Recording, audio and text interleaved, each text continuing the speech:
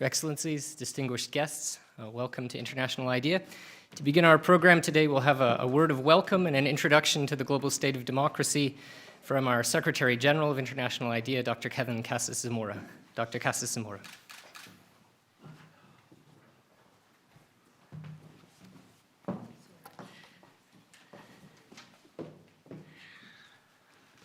Thank you very much, Alex. And good afternoon, and welcome also from my side to the Stockholm launch of International IDEA's Global State of Democracy Report 2021.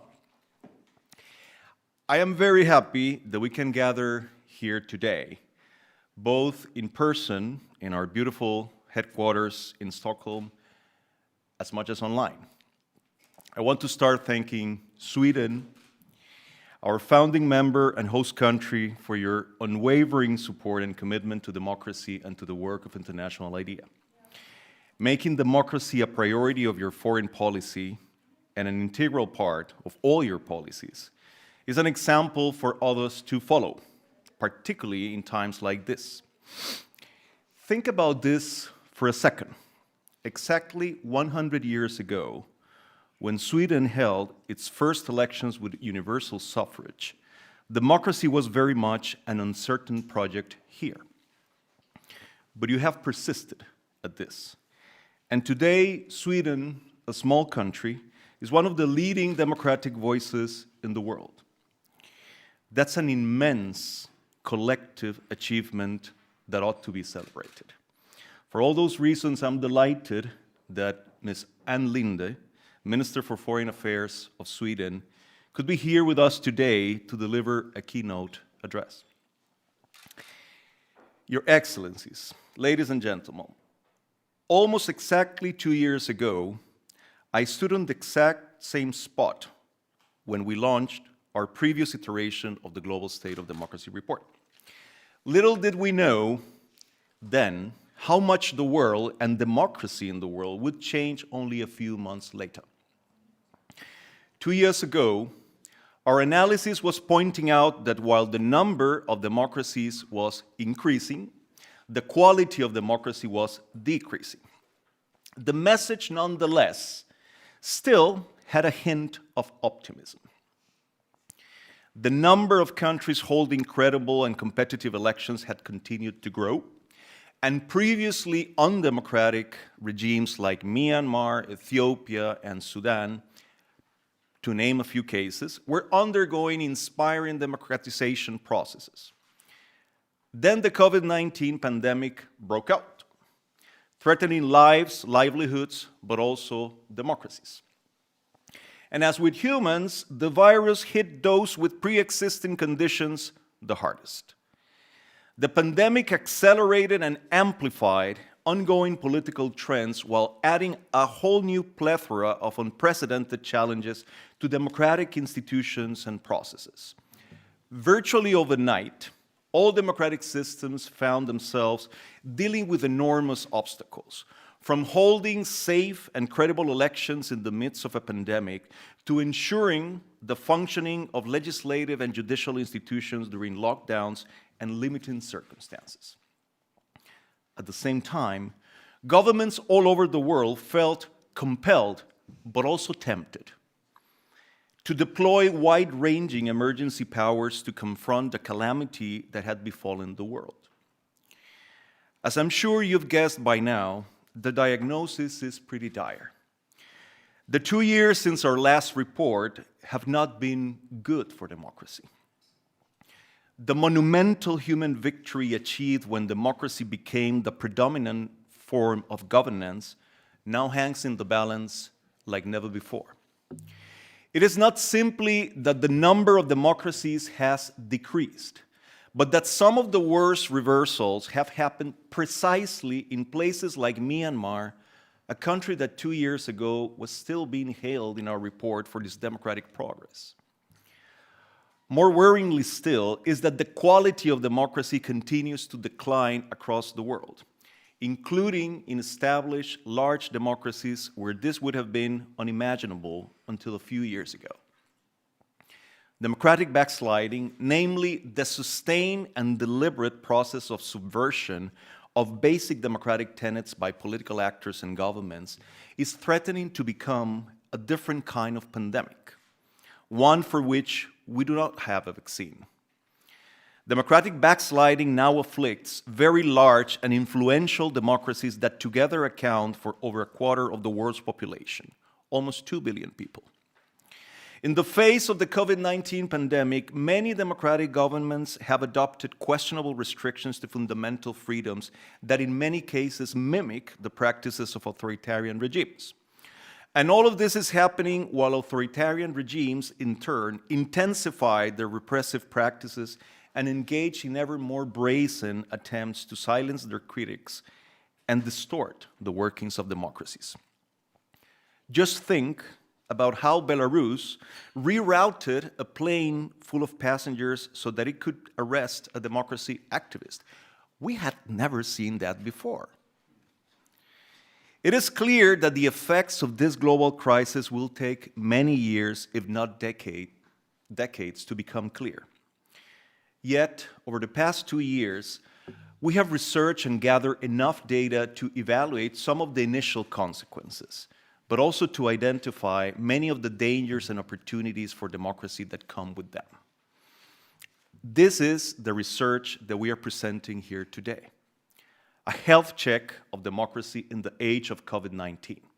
An examination that aspires to be comprehensive, rigorous, nuanced, and constructive. Our comprehensive conceptual framework unpacks and dissects the many facets of the democratic construct, including the workings of the representative institutions, the protection of fundamental rights, the robustness of checks and balances, and the vibrancy of popular participation. We have also tried very consciously to be nuanced in our analysis and go beyond the incessant negativity of the most recent headlines about democracy. Always predicting a bear market for democracy is easy.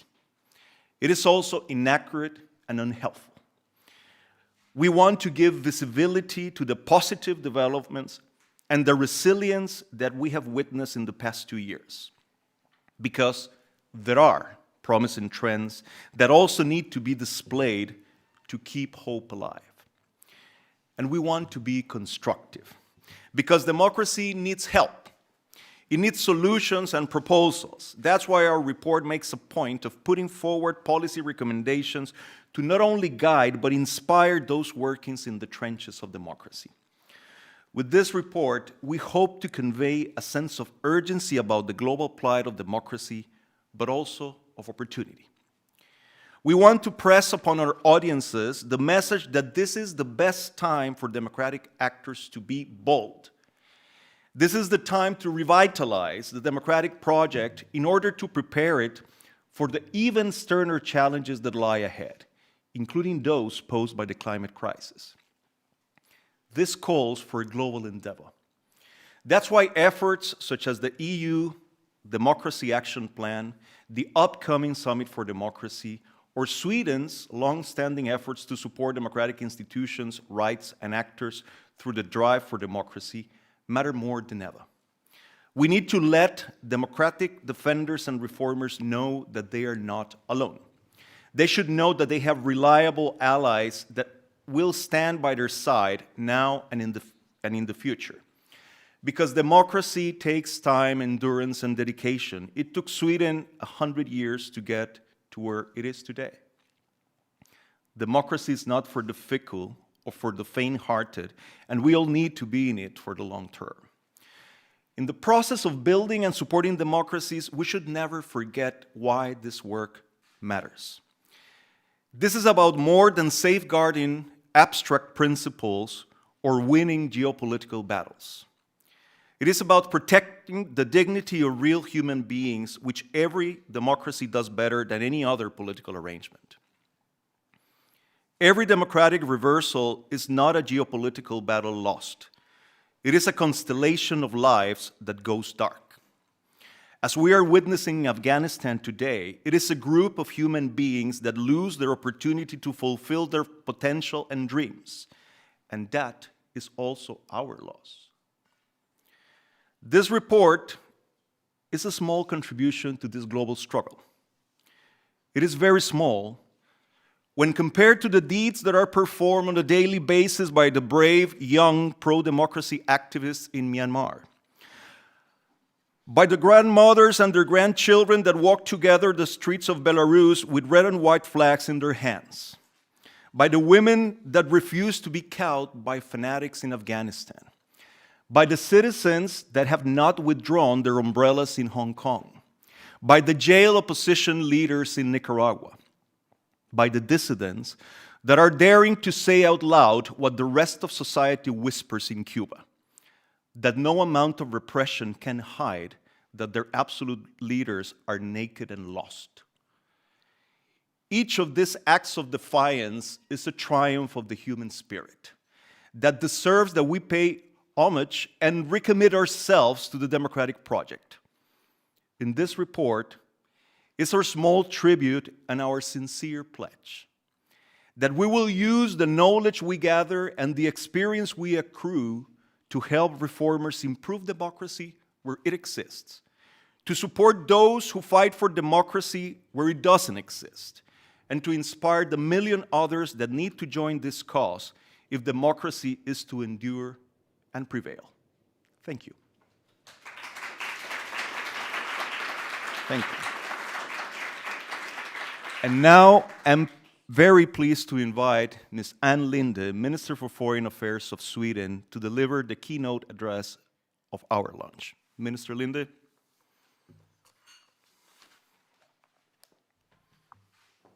Thanks so much. Thank you very much, Mr. Secretary General. Dear panelists, member state representatives, friends of democracy. The number of countries moving in an authoritarian direction in 2020 outnumbered those going in a democratic direction. The pandemic has prolonged this negative trend into a 5-year stretch, the longest such period since the start of the third wave of democratization in the 1970s. Democratically elected governments, including established democracies, increasingly adopted authoritarian tactics, and non-democratic countries further closed their already reduced civic space during the pandemic. IDEA's flagship report, The Global State of Democracy 2021, provides a bleak outlook. These developments are unfortunately not new. Even before the pandemic, we saw how democratic principles were being threatened, how democratic institutions were being weakened, and how the democratic space for civil society was shrinking. For Sweden, we see it as a strategic priority to establish counter-narrative to this authoritarian trend and to defend democracy's institutions and voice bearers. In 2019, we launched our foreign policy initiative, Drive for Democracy, in all strands of our foreign policy.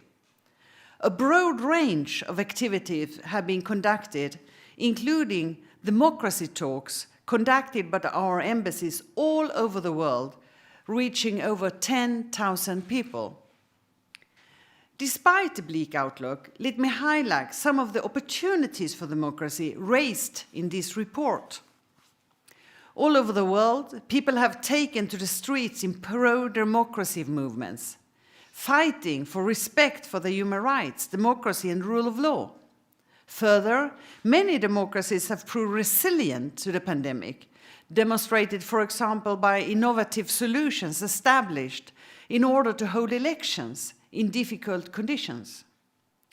To respond to the current challenges to democracy worldwide, it's more important than ever that we, friends of democracy, come together and join forces. We look forward to the US Summit for Democracy, as we need more actors to take up this fight and join initiatives, be it on global, regional, or local level. Sweden will play our part and will continue to fight for democracy and its principles, to increase our support to defenders of democracy, including human rights defenders, support and protect free and independent media, fight for gender equality and women's political participation, and to stand up for everyone's human rights, both online and offline, in all available fora. We will also do this through our work in the EU and through the EU Team Europe Democracy Initiative. Together with the European Commission and its European Union partners, we will strengthen networks and joint programs of European democracy support and increase the availability of expertise and data on democratic backsliding and effective democracy support activities in the coming years. Our upcoming EU presidency in the spring of 2023, directly following the follow-up summit for democracy in December 2022, will also be a useful platform. Mr. Secretary General, friends and colleagues, I'm glad to join the Stockholm launch of International Ideas flagship report, The Global State of Democracy. It is great to see people here in person at the IDEA headquarters and to know how we have many more joining us virtually from different parts of the world. We are proud to be the host country of International IDEA, and I want to convey my sincere appreciation to you, Secretary General, and to your excellent staff, with whom we have a close relationship. IDEA provides first-rate analyses on the global state of democracy, elections, political parties, gender, and much more, and we highly value your expertise. IDEA's important role as a convener and platform to discuss democracy is becoming increasingly clear. This is true not least in the light of the pandemic and the urgent need for data and analysis of the effect on democracy. We also value IDEA's important contribution ahead of the upcoming Summit for Democracy in December.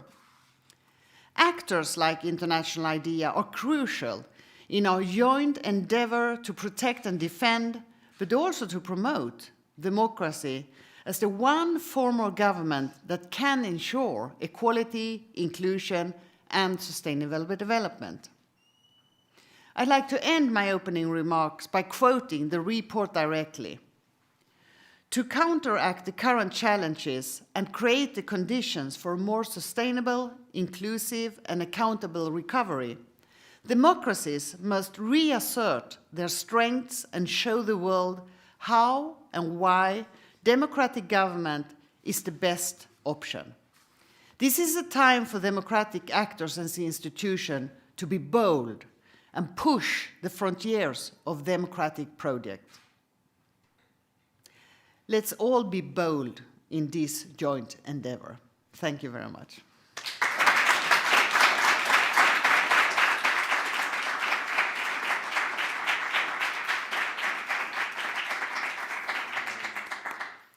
Thank you, Minister Linde, for your insightful and inspiring remarks on the importance of democracy today. And thank you especially for making some time in your busy schedule to be with us here in person and to attend to this launch. And we thank you also for the support of the government of Sweden to International IDEA. And it was an honor to have you with us here today. We will now hear from activists on the front lines of democracy in Nigeria and Cambodia. They have recorded some messages for us.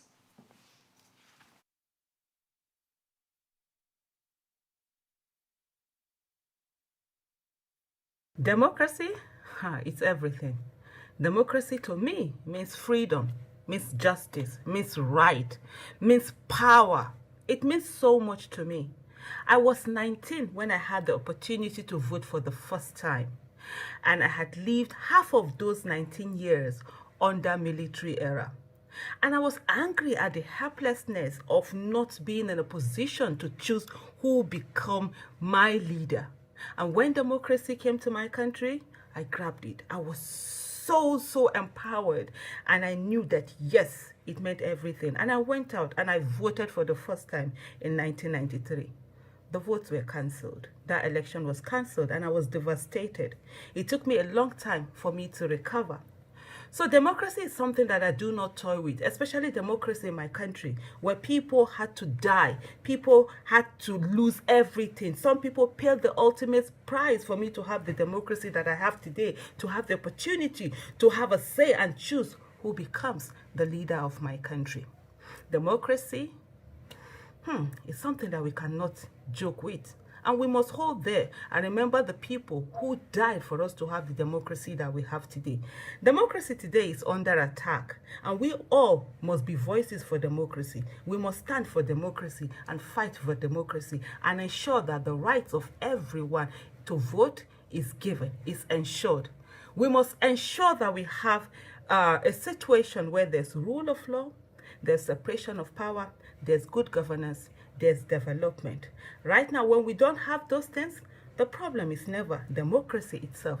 It's the people that are the players, the people we put in place to be the leaders, and we that are supposed to hold them accountable.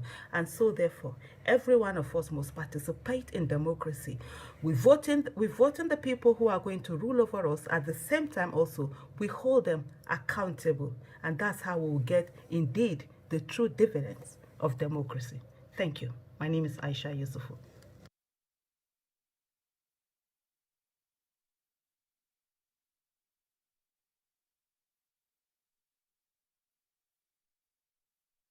I am a member of parliament elected by the people of Cambodia, but I am now living in exile. Democracy is about the people having the right, the freedom, the liberty, the security to choose their own representatives at all levels without the fear of being prosecuted, and for that elected representative to serve the people without being prosecuted. Democracy is about separation of powers. Democracy is about a vibrant civil society and an independent media that can bring the truth to the people. Democracy is so fundamental for social justice, for sustainable development, and for real peace.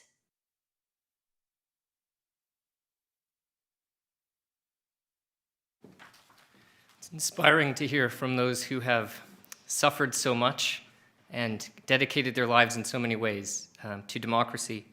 We now turn to the Global State of Democracy report itself.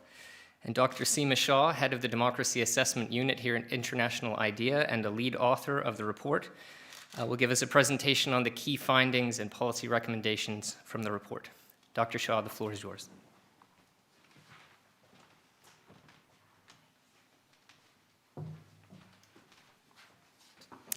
Good afternoon.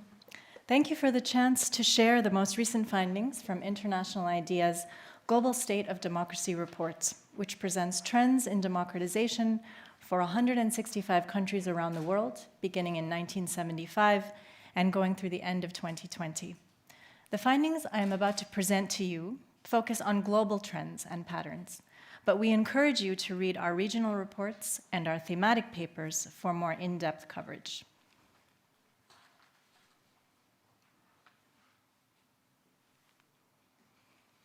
At International IDEA, we understand democracy as a broad concept and one that can have very many different manifestations, depending on a particular society's history, culture, and set of priorities. Although there are, of course, core tenets to democracy, the way these are operationalized can vary widely. There is no such thing as a perfect democracy.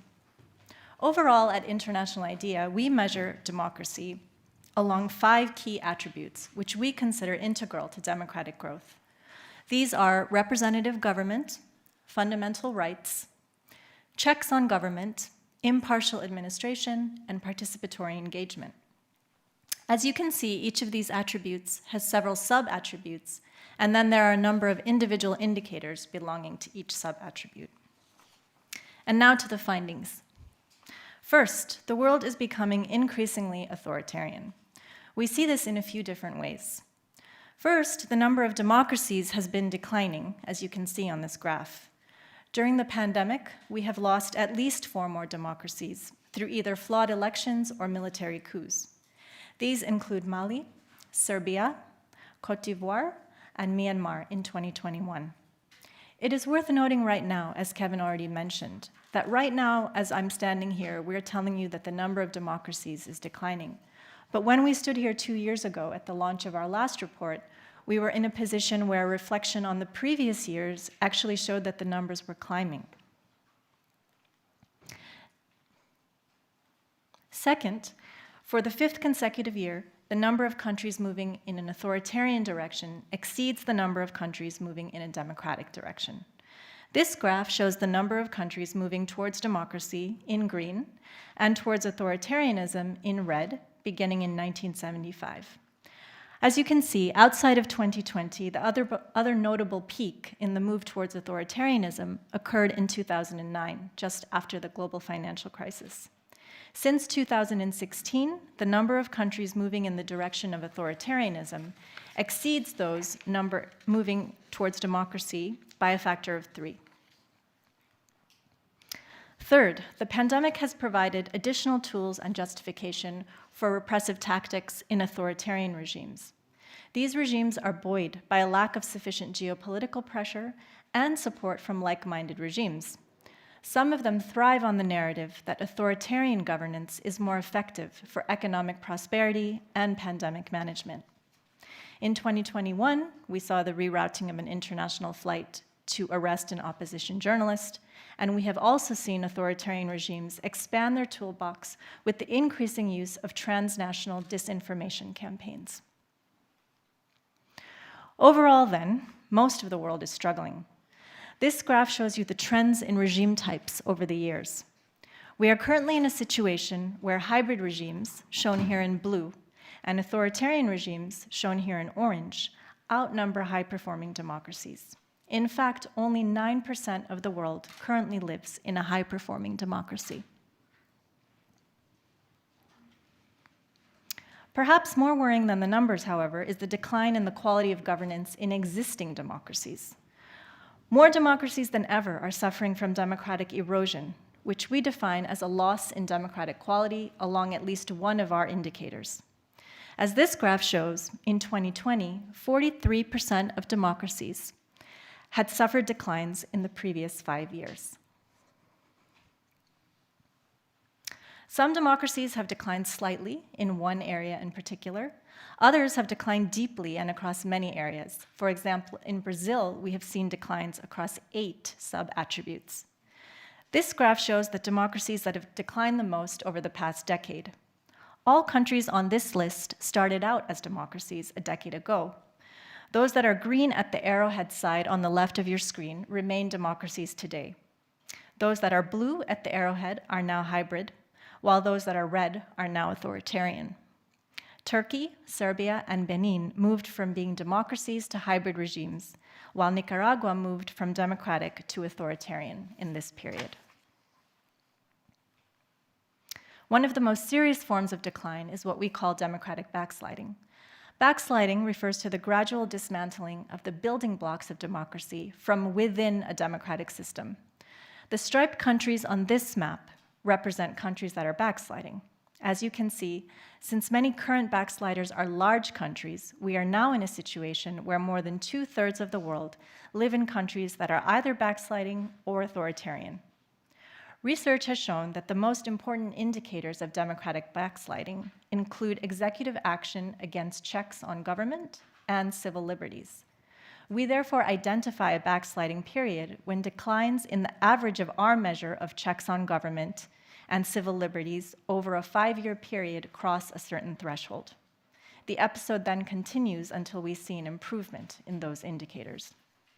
The number of democratically backsliding countries has never been as high as in the past decade.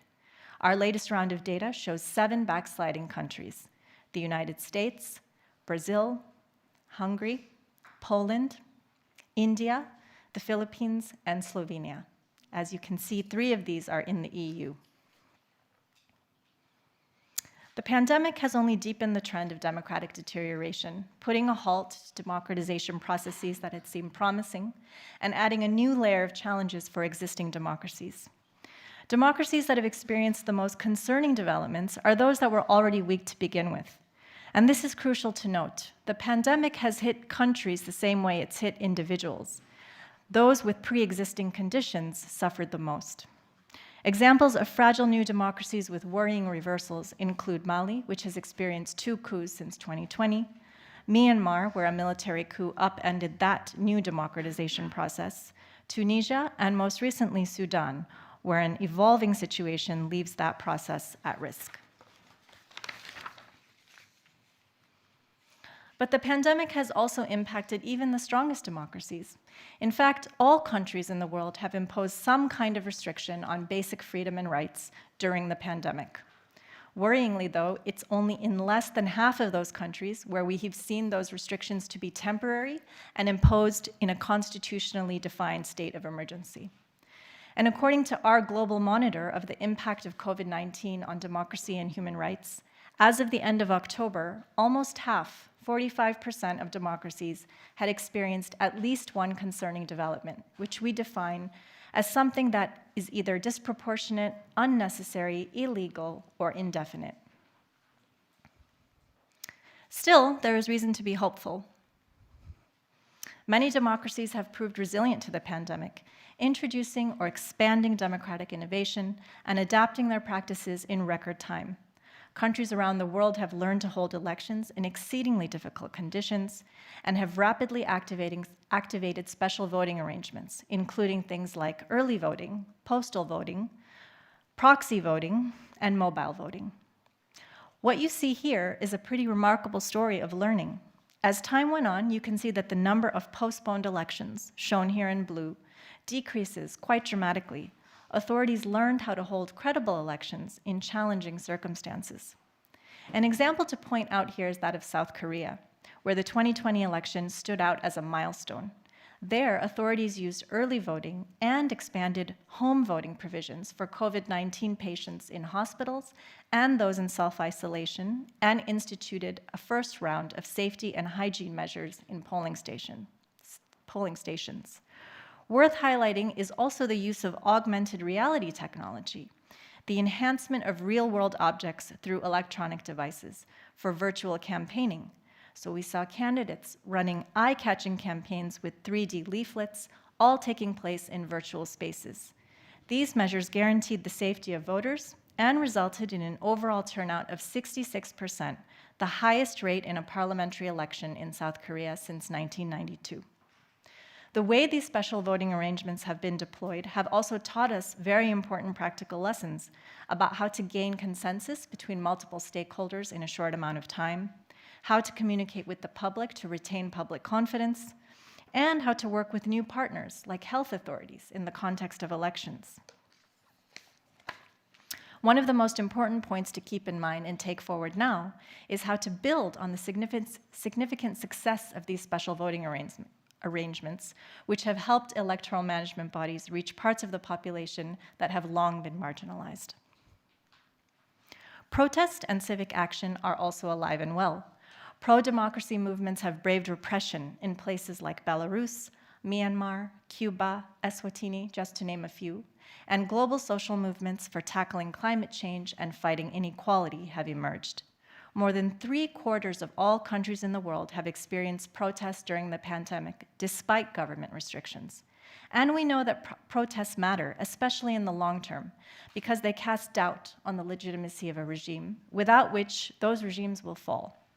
Protests direct attention toward an injustice. They focus attention on that injustice, force a conversation, and change the people that participate, sometimes into lifelong activists, which has a long-term impact on society as a whole. One expert calls protests a gateway drug between casual participation and lifelong activism. It is clear to us that we need a new plan, one that builds on and responds to the public energy we have witnessed spilling out all around the world. We therefore propose a 3-point agenda for democratic renewal. First, deliver. Governments, with civil society and other partners, must deliver a new social contract that closes the gap between what people want and what governments currently deliver by designing responsive, inclusive, transparent, and accountable institutions, all oriented towards sustainable development.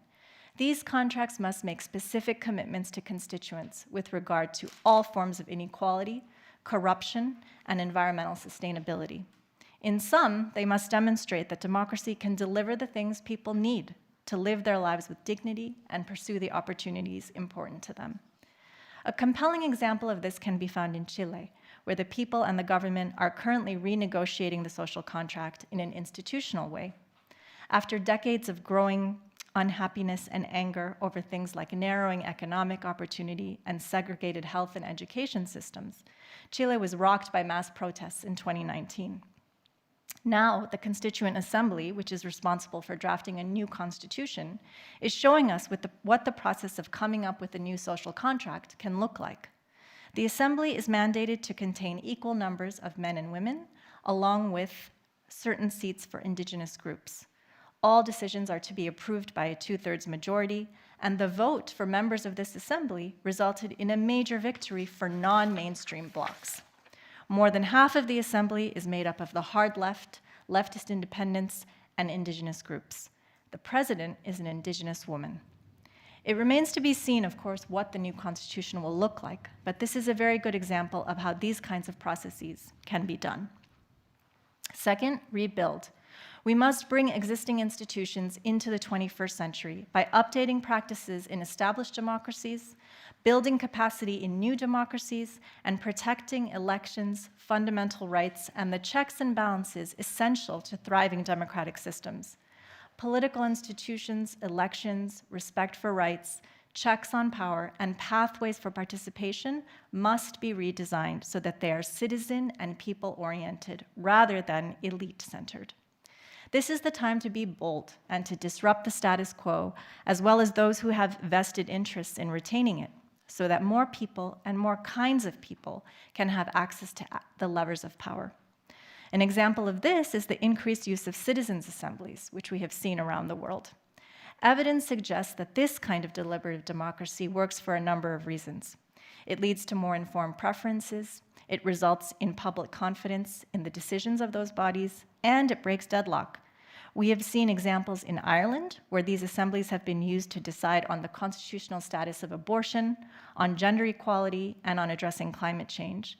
And they have been used in places like France, Germany, and the UK to tackle climate change. Third and finally, prevent. Prevent rising authoritarianism and democratic backsliding by investing in education at all levels of schooling, by supporting independent civil society and media, and by addressing the behaviors that contribute to the spread of disinformation around the world. This has to be done through an increased focus on accountability. One example of this is the Economic Community of West African States, or ECOWAS, which in May 2021 suspended Mali after the country's second coup. At that time, neighboring countries closed their borders and also suspended financial transactions with the government. Days after a coup in Guinea, ECOWAS also suspended that country, demanded an immediate return to the constitutional order, and the release of the detained president. Although ECOWAS has been criticized for not doing enough by the people in these countries, this kind of regional advocacy is a good first step towards increasing accountability. We must work together to make democratic values into cultural values, adapted to all the different contexts in which they exist around the world. Thank you very much.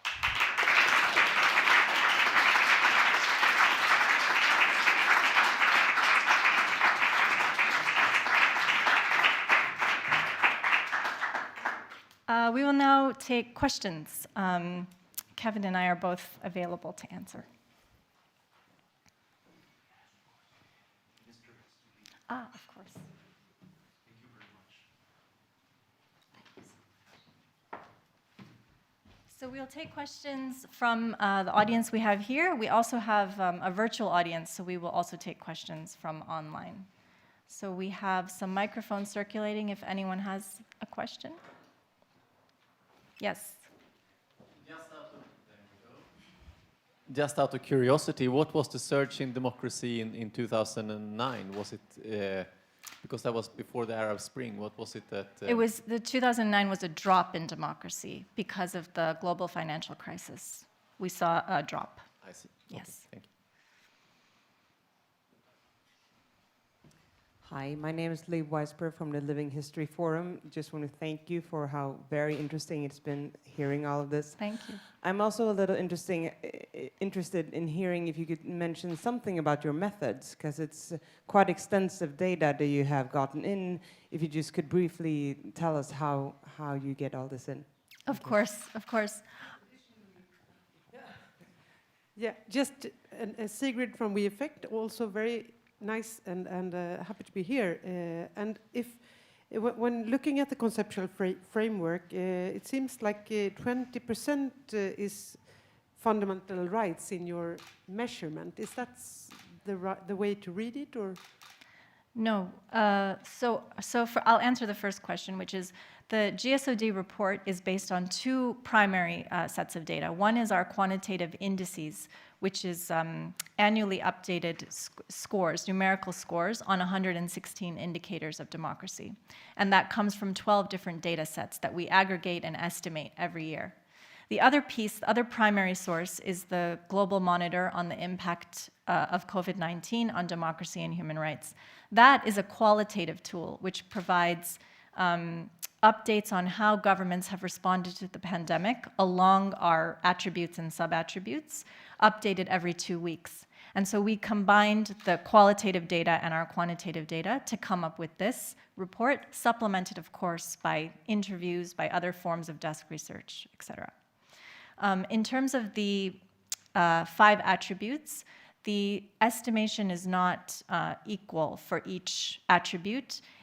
It's a mathematical formula that we use, but I can't answer how much percentage is allocated to each attribute, but it's not as if it's 20% equally laid out. It reflects our sort of broad conception of democracy here at IDEA. And there's not a single, one score right. for each country. There's no score for an entire country. The scores are per measure. Anything else?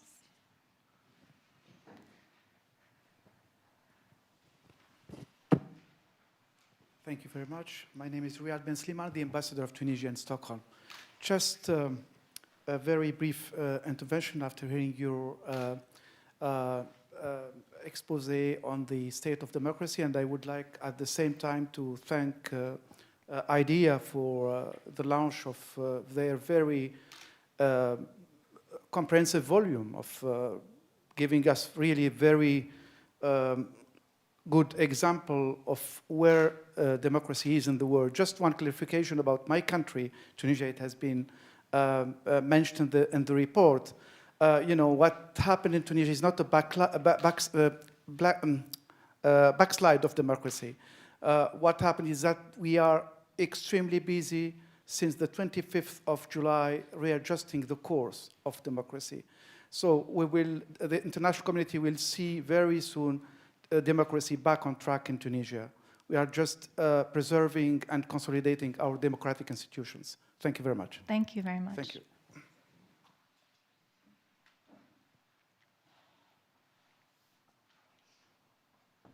Any other questions?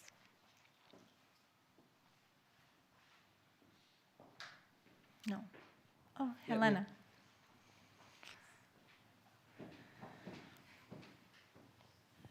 Thank you so much. I'm Helena Bjurman from the Democracy Unit at CEDA.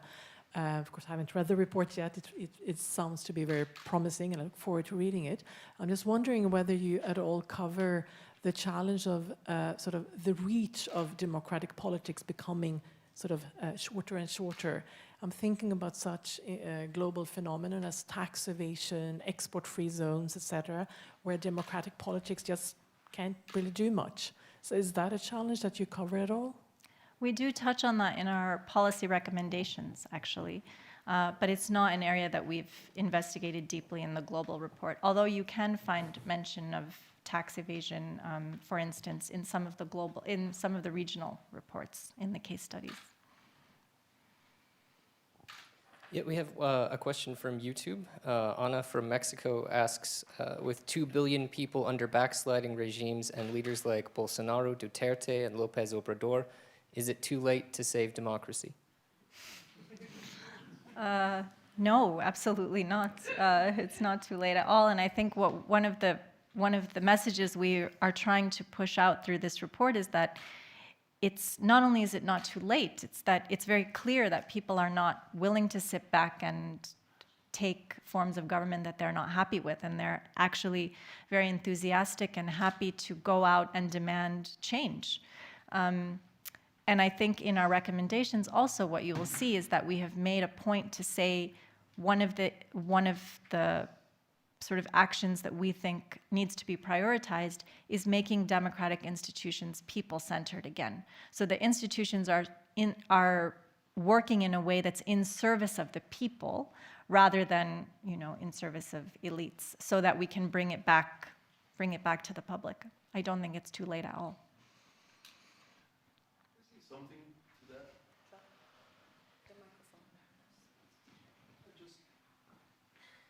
She's the good cop, I'm the bad cop. No, I mean, look, I share Seema's assessment. Having said all that, one has to acknowledge that this is not going to happen automatically. I mean, reversing the trends that we're seeing in the global state of democracy will take deliberate action and sustained action. Because the trends have been there for quite a long time, and I don't see any evidence that they will change immediately. So that's exactly why this kind of report is a call to action.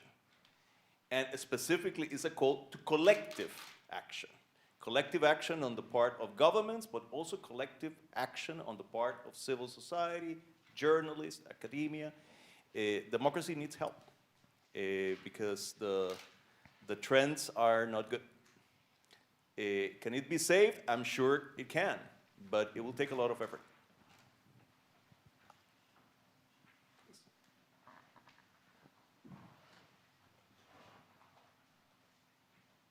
Anything else, Alex, from online? No. Okay. Okay, thank you very much.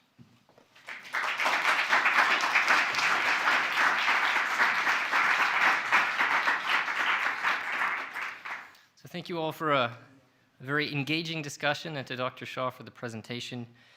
There will be time for more questions later in the program, here in the room and also online.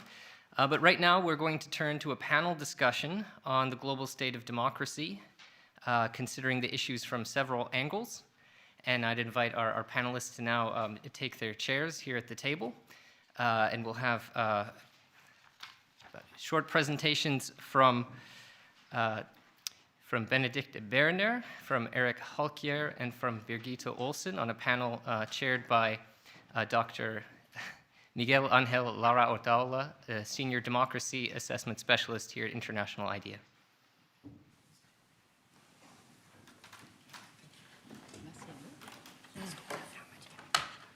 Tycker du att vi ska stå där framme?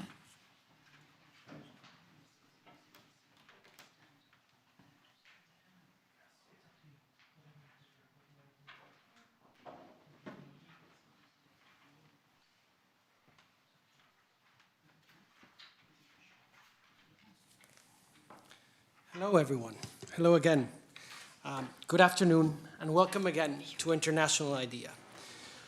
As the presentation mentioned, these are challenging times for democracy. But as you can see from the videos, from the report, and from the people sitting here, the fight for democracy is very much alive.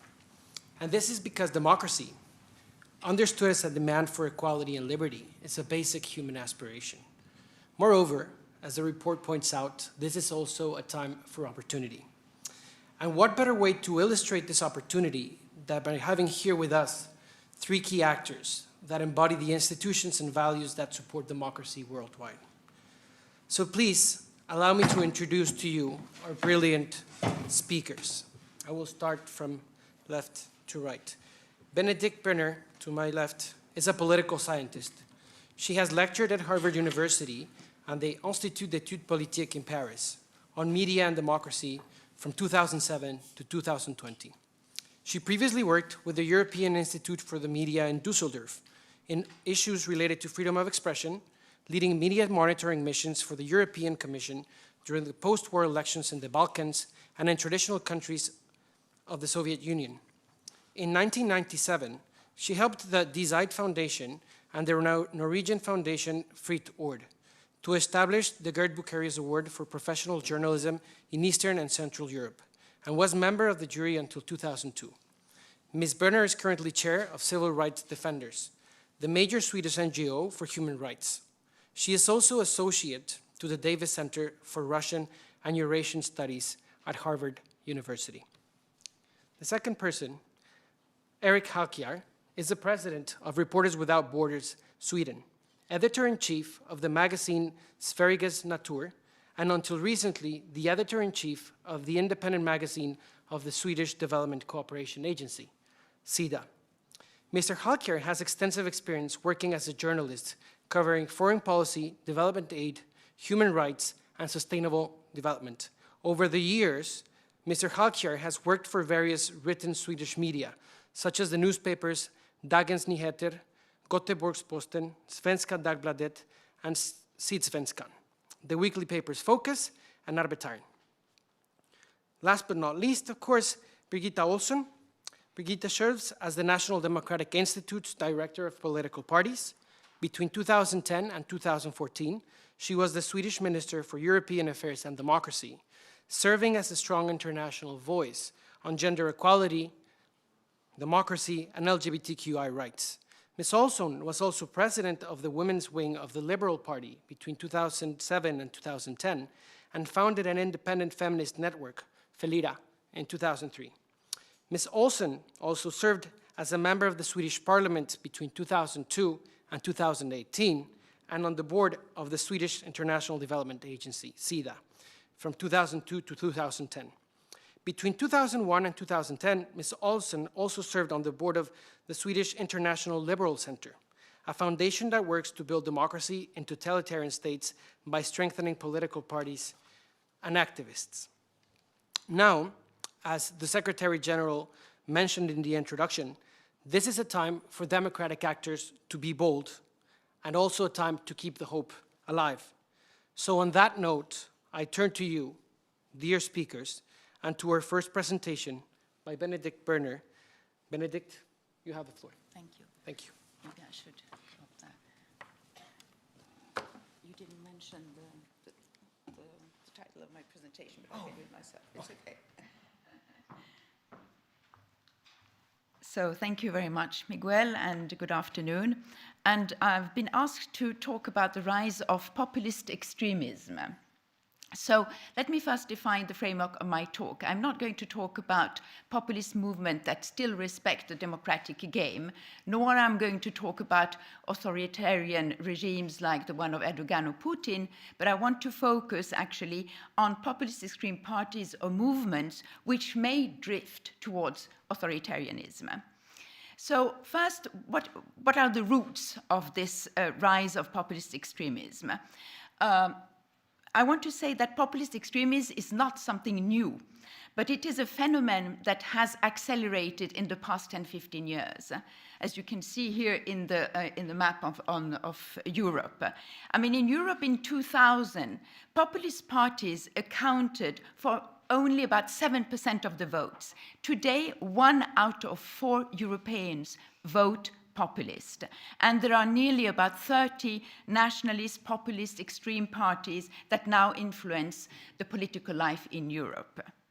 So what do we have in Europe? We have countries which had democracies, you know, to a certain extent, but now who are part of the EU, but where you clearly see democratic regression and this drift towards authoritarianism, which is driven by populist extremism. And in the Bertelsmann Transformation Index of 2020, Hungary is ranked number 1 in terms of authoritarian regression. But is now this just a European phenomenon? Clearly not. We see it across the Atlantic, we see it in the US, we see it in Brazil, we see it in Asia, India, Philippines, we see it in Africa. So what are the roots? And here I would like to mention 2 issues. First, the hyperglobalization. It took off in the 90s, it accelerated, and it has definitely generated increasing social and economic inequalities.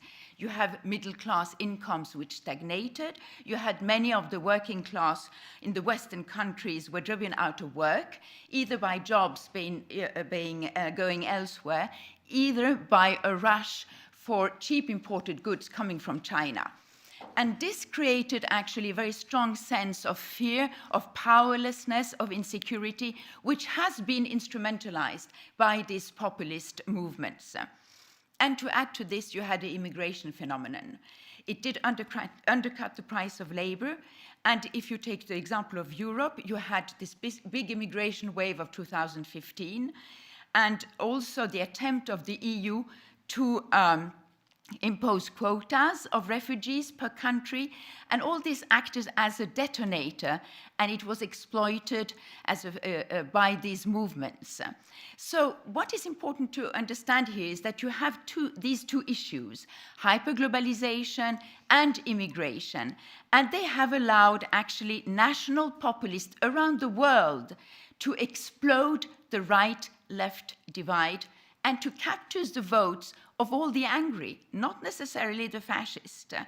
So you have these right and left parties who have not been able to answer these challenges, and the electorate has turned to these nationalist anti-system parties and strong leaders who claim to stand up for the West or make America great again. So once in power, the populists install what Orbán in Hungary has called the illiberal democracy. And here I see three main democratic challenges. The first one, a social and cultural one. And here I can mention two aspects. First, the rhetoric based on a very strong ethno-nationalist notion of citizenship. I mean, the other becomes the focus of hatred and fear, and we've seen with COVID, for instance, the Indian government has had discriminatory policies towards minorities, particularly Muslims, in terms of access to health care. And this is leading to regression of minority rights. Then we see, in terms of social and cultural issues, conservatism. And here we can take three examples. We can see that there is a lot of homophobic rhetoric among these parties. In Hungary, for instance, Orbán has banished all references to LGBTIQ in secondary school programs, in ads and films. We see the same rhetoric in Poland, with municipalities declaring free LGBTIQ zones. We see it also in their anti-feminism. We've seen these anti-abortion campaigns led in in several states in the United States. We see them also in Poland, and we see them in the disregard for science. The anti-vax movement is a good example of that. So what we have two systems of values confronting each other. So populists are playing on their own values, and this allows, for instance, Orbán to give the term illiberal democracy an opposite connotation by claiming, and here I quote him, "A democracy is not necessarily liberal. Why can we not criticize societal liberalism in the name of Christian and conservative values?" Now, the second democratic challenge is a political one. And here let me quote one of the leaders of this populist extremist movement in France, Erik Zemmour. Now, Erik Zemmour is likely to be a presidential candidate in France, and he has now in the polls approximately 15% of the voters behind him. And now I quote him, and he says, "No power to the counterpowers." And this, of course, has been made easier by the state of emergencies declared through the pandemic. So if we look at the process leading to illiberal democracy, it is now pretty well established. And it can be summarized as follows if I take a sports metaphor. So first you attack the referee. That means that you attack the independent authority, namely the Constitutional Court, the Supreme Court, the independence of the judiciary. And we've seen that judges in the constitutional courts, hundreds of courts presidents in Hungary and Poland are now handpicked by the ruling parties. And once they have the national judiciary under control, they claim the supremacy of the national courts over the European courts. And this feeds very well into the Euroscepticism and the sovereigntist vision of their electorate. Then you change the rule of the games. You change the voting system, you change the constitution. And we've seen that during the state of emergency, governments have used their general power to issue decrees, having the force of law without any limited duration. Then you attack the opposition. So you marginalize, you criminalize the opposition. And this is, of course, exactly the opposite of democracy, where you want to see plurality of opinion, you want to see an open debate, you want to see competition. But what is interesting is who is labeled the opposition. Now it's this establishment, the elite, because according to these parties, they are not governing in the common good, but they conspire against the people. So Trump, it's not surprising actually that Trump used the Iraq war as a demonstration that the establishment could not be trusted with American security. Then you attack intermediary bodies such as civil society association, trade unions. You threaten in that way the right of association and of peaceful assembly. And COVID here again has given them a helping hand. Then you attack the mainstream media. You say they lie to the people, and Trump and Bolsonaro have many examples of that. Then you reject established facts, you replace them with fake news and conspiracies, because you need to inflame the extremes to win a majority. Then you reduce the space for freedom of expression. You have economic means, you have legal means. If you take a legal mean, a common measure is to change the nomination system in councils of public broadcasters. Economic control, let me take the example of what Babiš did as a prime minister in the Czech Republic until he was recently defeated. But in 2013, he bought the largest media group, Mafra, and during the pandemic, the state propped up Mafra Group with state-owned companies such as the Czech Railways, and de facto subsidizing actually Mafra through paid advertising. And they have used different platforms to spread their rhetoric. State TV, because they control it, but also private television channels. And Erik Zemmour, for instance, has had CNews in France as a perfect platform for his rhetoric. We see Fox News also for Trump's rhetoric. Then I've had local digital newspapers, and I want to mention here the United States as an interesting example. They've had many local newspapers in the US which have closed down in the past 10 years. They have been replaced by digital local newspapers. These newspapers have no local news, but they make references to Trump all the time. Then you have social media. It's a perfect media for them. You connect directly with the people. It has this impulsivity, simplicity, sometimes incivility, and you name for your follower the exact emotion you want them to have. And let me here, I'm not going to talk about Trump, but let me here mention two examples which are interesting. Salvini, when Salvini wanted to conquer power, he hired actually a consultant, Morisi. And Morisi had a very polarizing strategy. And he said, no moderation, you need here to be radical. Salvini went from 18,000 followers on Facebook to 5 million followers in just a couple of months. In Brasilia, Bolsonaro has put up what he calls what is being called by the opposition, the hate cabinet. It's his three sons and left and right-wing influences who got together. They spread millions of fake news, conspiracies. And they also infiltrated opposition WhatsApp groups. And then you have these digital websites such as Breitbart, QAnon, 4chan. And here QAnon played a very important role in the Capitol Hill events in January, because they accelerated actually the spreading of Trump's tweets, like you have to be strong to take back a country, we go to the Capitol and we fight.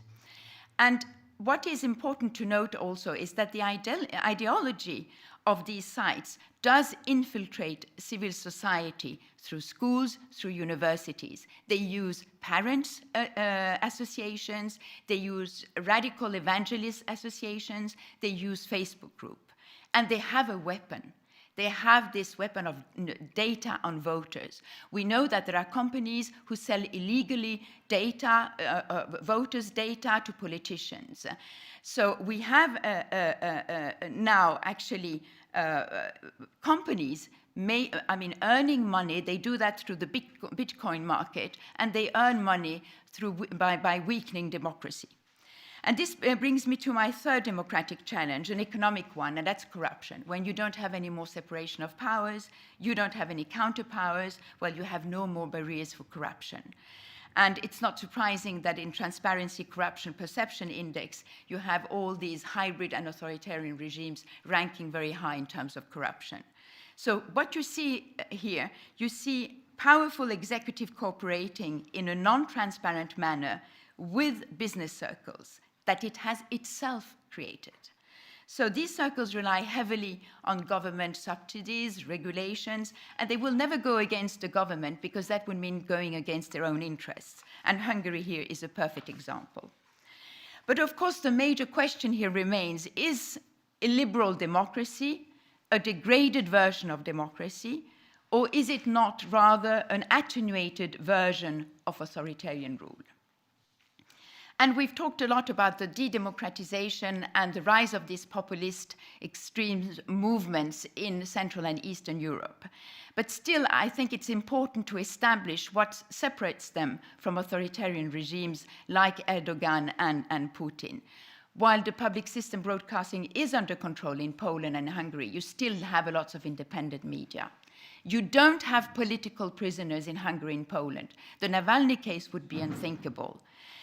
You still have competition. It's difficult, but you still have competition. The mayorship of Budapest, Prague, Warsaw, Bratislava, they are all held by pro-European liberals of the opposition.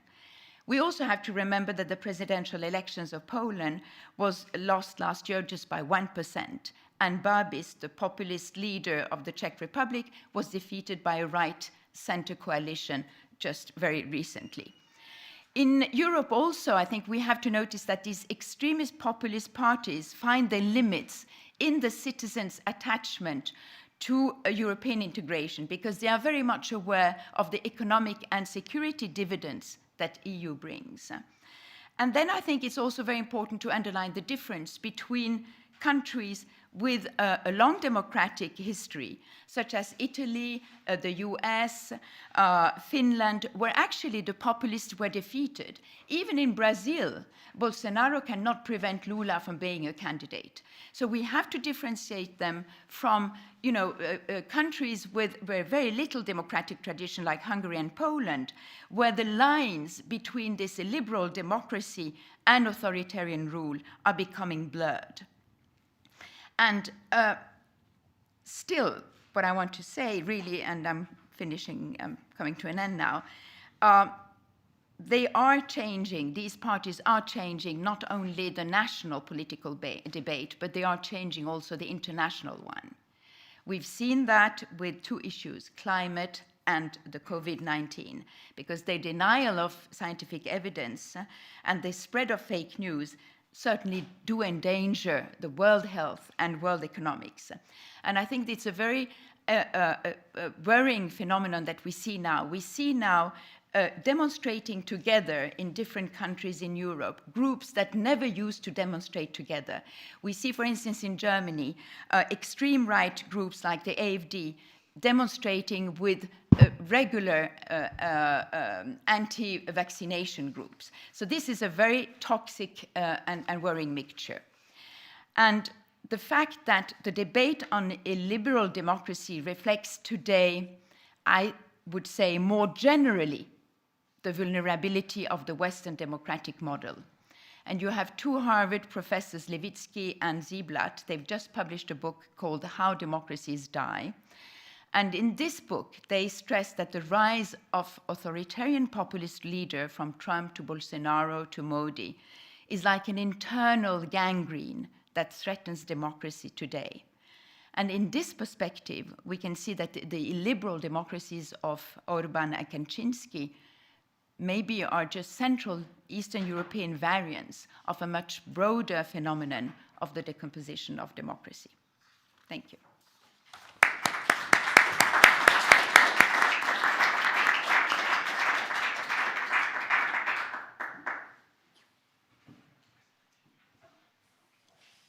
Thank you very much, dear Benedicte. Now we turn to Erik, who will talk us about the importance of freedom of speech and an independent media for the support of democracy.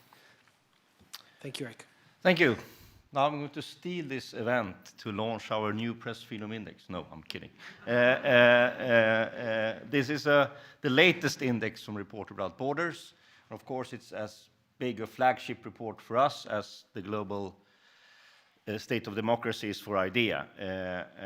And as you might remember in the presentation of the report, there are a few balls of everything that includes democracy, and media integrity was just one part of this. So, of course, press freedom and independent journalism is a very, very important part of democracy.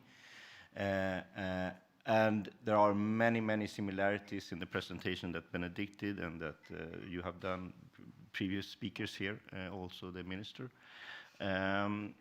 What we could see in the latest index that was launched in April was, of course, that the press freedom in the independent journalism is blocked or impeded in more than 130 countries. The Press Freedom Index covers 180 countries. Jair Bolsonaro is just an example that we use here. There are several others. And we also would like to claim, and we do claim, that journalism, independent journalism, is the best vaccine that we have against disinformation or misinformation. So as Benedicte was talking about all these media platforms on internet that claim to be journalism, you should be very cautious when you look at their sources, their messages, what are their purposes, and who is behind these platforms. This is the map. You have probably seen it, and it's not a perfect map. Of course, there are nuances we have to remember. But I'm half Danish. I will say before I say that you should cover Greenland with your hand, and then you try to find the white-colored countries, which are the countries where we have a good situation. There are a few countries up north. Costa Rica, not to forget. New Zealand, it's not because normally New Zealand and Portugal I would like to get back to later. But this is the map, and it's a darker map. I was trying to put them together, but it's very hard to see, so you have to try. I can go back and forth if you want to. But this is the map from 2015. Of course, they have changed. These are my colleagues in Paris. They have changed the graphics. But if you remember, then look here. You see, remember the Americas, remember Africa, and remember Europe. And then you look at this from 6 years ago. You see, of course, Europe is much more white. The Americas are much lighter, and also Africa. The one part of the world where press freedom actually is kind of stagnant, I would say, is Asia. We see over the course of the years, it's more or less the same. The countries changed a little, but it's more or less the same. So this process has been, going on for 8 years since we changed our methodology for doing this index. The index will turn 20 next year. So I can't say with security that everything has gotten worse since 2002, but I think we can agree that it's been getting worse. In this picture, I have to state that there's a fault. I just realized this a few days ago. They have forgotten to look from Mozambique and down is supposed to be a red color. They have, but that's a small detail. This doesn't say that much, but you can see just briefly that how countries change in the index up and down over the year. And of course, if you look at this in a data set over of several years, you can see if they go up and down. There are, though, a few countries here that sticks out, as you say in Swedish, sticker ut. And those countries are mentioned in your report, coincidentally. It's Myanmar, Ethiopia, India, Brazil, Serbia, for example, and you also mentioned Poland, Hungary, Slovenia. So there is a similarity in our map with, of course, the map that you have in your Global State of Democracy report. Yeah, it's not much to say. I would just like to say that what you see here is, if you go back to the map here, I would like to put a positive little parenthesis. The black colored countries, the very serious situation, where I would say there is no journalism. Most journalists are in jail, exiled, or killed, worst case, are getting fewer too. So we see fewer white-colored countries, we see fewer black-colored countries, but we see many, many, many more countries with a difficult situation and a problematic situation. Just briefly to say that when you look at this map, you tend to think of abuses, but we look at all these indicators, which of course include democratic values and principles, institutions, transparency, legislative framework, pluralism, everything that you need to deliver news and to consummate news or media. And an interesting thing here is, for example, Sweden, which is in place number 3. We have 5 companies, 5 owners of 90% of Swedish newspapers. It's a terrible statistics. And if you then put yourself in a place where someone would like to change the content of all these newspapers, it's fairly easy. This is what's happened, for example, in Hungary, where we have I think it's 500 media outlets that have more or less, their owners have more or less promised not to report bad on Viktor Orban. I do this lecture for schools. I usually say, imagine if you had a country where we have media in Sweden that promise not to write bad about Stefan Löfven or Magdalena Andersson or whoever who's going to be on Monday. But that's the situation. So we have to be cautious also in our countries up north, where the situation is good, or in Costa Rica. But just to talk about what are the causes for this then. Of course, there's a democratic problem. We see more and more states who are becoming authoritarian and pushing back press freedom, journalism. We also see a democratic problem on the technological side, on the global media tech giants or digital platforms. Because you have to remember that journalism or journalists, the whole system is structured for a system who is that's not digital. But now we are moving into a territory where Facebook or Meta, Twitter, YouTube, Google, etc., are the big global players, and there are no democratic principles on these platforms. So we need to work with these actors, together with state actors, together with civil society, together with media actors, to push for more democratic principles, more press freedom on the global digital media platforms. We also need to talk to and to work with politicians, policymakers, to respect media freedom and press freedom. Because what we see now is also a trust problem. Actually not in Sweden. We have a bigger trust today in media than last year. But in most countries in the world, more and more people mistrust media and journalism. And this is not something that just comes from the kitchen table or the school. It comes from the top. From Jair Bolsonaro, from Donald Trump, from Abiy Ahmed, winner of the Nobel Peace Prize, from Modi in India, etc., etc. These actors, they have a big, big responsibility for press freedom, and that said also democracy.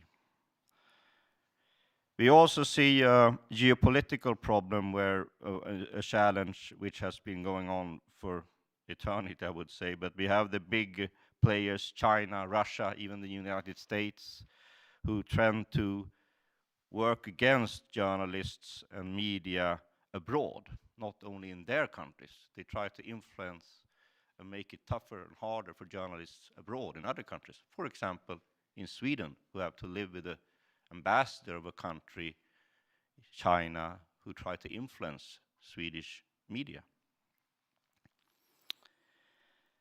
And then we also have an economical challenge which goes more or less hand in hand with the technological challenge, that we see all the advertisement diminishing. And also, which I think, I don't remember, what's very important is, of course, that state actors, democratic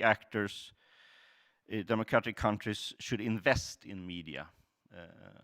For example, Sweden put more money into media during the pandemic because Swedish government saw an importance in independent journalism during a pandemic.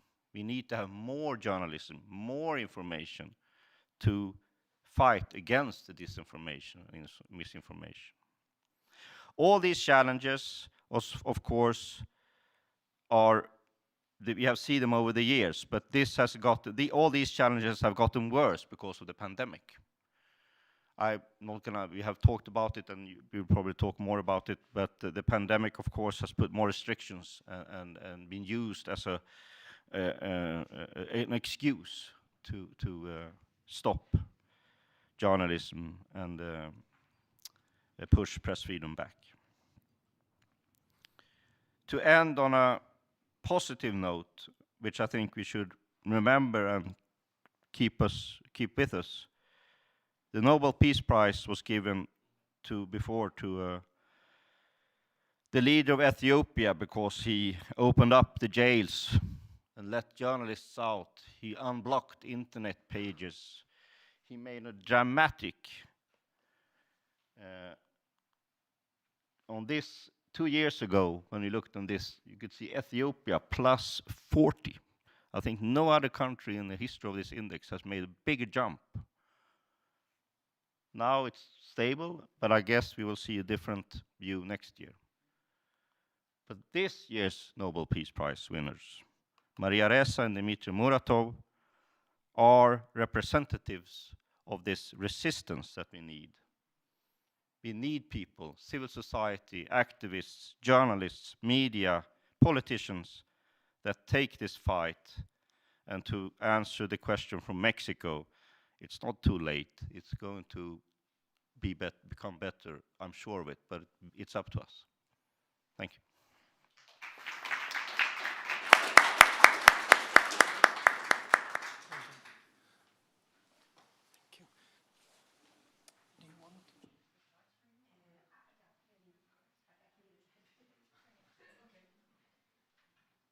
Thank you, dear Erik, for your presentation and for sharing how press freedom and good independent journalism is a vaccine against disinformation, but also a vaccine against this environment, toxic and worrying environment that Benedicte was mentioning earlier. And now with this hope, I turn to you, dear Birgitta, who will present on building democratic resilience, and in this case from the focus of political parties. Thank you, Birgitta. Thank you so much, Miguel, and good afternoon, everyone. It is a great pleasure for me to be here this afternoon at this international launch at IDEA, and the National Democratic Institute that I represent and IDEA, we go way back together. We have a very solid and strong relationship that we would like to continue to have. And as mentioned, my name is Birgitta Ohlsson, and I spent almost 2 decades across the water here at the Prime Minister's office and at the Swedish Parliament as a member of Parliament and Minister for European Affairs and Democracy. And going to that, I'm going to highlight a few things related to political parties. So International IDEA's excellent Global State of Democracy report, it confirms many of the tragedies that we've seen through the last years. As mentioned before, for the 5th consecutive year, the number of countries moving in an authoritarian direction exceeds the number of countries moving in a democratic direction. And we've heard this before. Freedom House reports and others are also focusing on that we have the 15th consecutive year of decline when it comes to democracy in the world. And what I really admire and like about this report is that you have a very kind of action-oriented focus, and I think that's what we actually need today. That democracy needs to deliver, democracy needs to rebuild, and democracy needs to prevent the authoritarianism and democratic backsliding, showing kind of the urgency, but also the opportunity. And as our chair at NDI, Secretary Madeleine Albright, is always saying that democracy is fragile, but it's also very resilient. And we need to acknowledge that most people in the world want to live in democratic countries, and they're fighting for it every single day. So supporting democratic political parties is what we do at NDI every single day, and I'm going to focus on how to build the democracy within the political parties. And what parties do and how they act is reflected in everything from parliaments, governments, and our lives. And I was part of a coalition government myself when I was in the Swedish government. And sometimes I think when we're discussing political parties, we kind of reflect upon them as a kind of private entity. But everyone knows that there's been a minister or member of parliament, there is interaction, and the parties are so relevant for this.